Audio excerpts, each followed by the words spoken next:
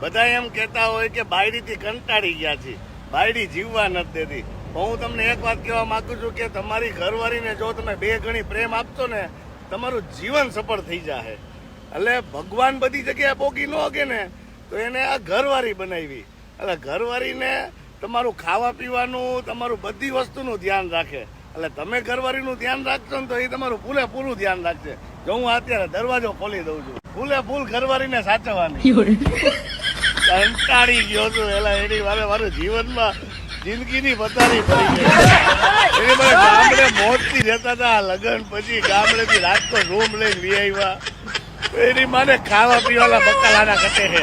એટલે જો તમે લગ્ન ન કર્યા હોય ને તો મારો ભાઈ લગ્ન ન કરતા, શાંતિથી ગામડે ને ગામડે પડ્યા રહી જાય.